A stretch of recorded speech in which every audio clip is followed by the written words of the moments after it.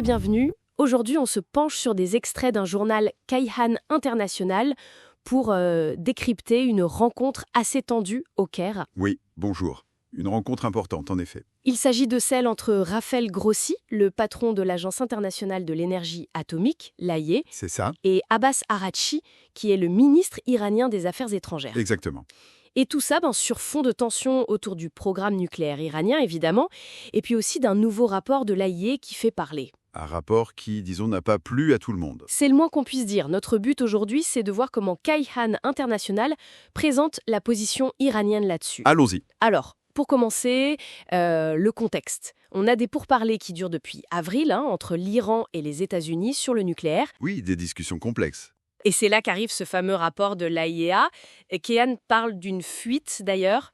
Oui, c'est le terme utilisé.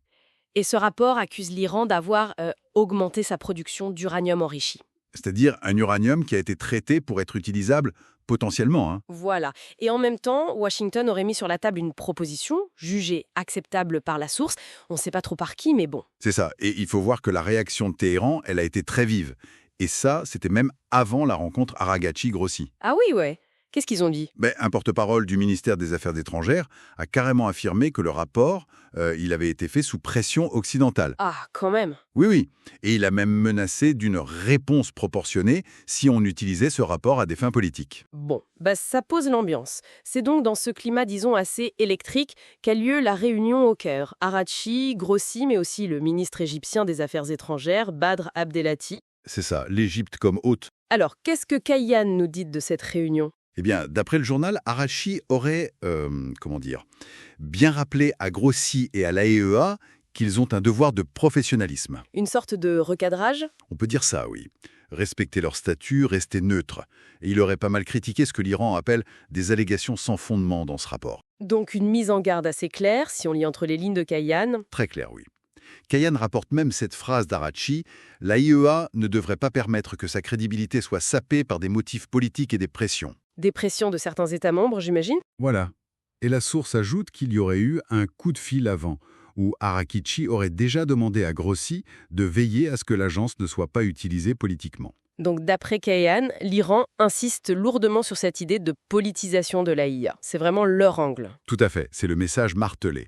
Et Grossi face à ça, comment il réagit, toujours selon Kayhan ? Alors là, c'est très succinct. Le journal mentionne juste un tweet de Grossi. Un tweet. Oui. Où il parle d'une réunion opportune, il remercie l'Égypte pour son rôle constructif, et c'est tout. Donc pas de réponse directe aux critiques rapportées par la source ? Pas un mot là-dessus, non, d'après ce qu'on lit. Silence radio sur les reproches iraniens. D'accord. Et cette passe d'armes au Caire, comment elle s'intègre dans la stratégie plus large de l'Iran, telle que décrite par Kayhan ? Mais ça colle parfaitement. Le journal souligne bien que pour l'Iran, la condition pour un accord, c'est la levée des sanctions américaines. Mais une levée effective, vérifiable. Pas juste sur le papier. Exactement. Et donc, dans cette vision des choses, ce rapport de l'AIA, pour Téhéran, tel que présenté par Kayhan, c'est pas juste technique. C'est politique. Voilà, c'est lié à la politique américaine de pression maximale. D'ailleurs, Eslami, le chef du nucléaire iranien, Oui. cité par la source, a redit que l'enrichissement d'uranium, c'était une ligne rouge, intouchable pour l'Iran. C'est clair.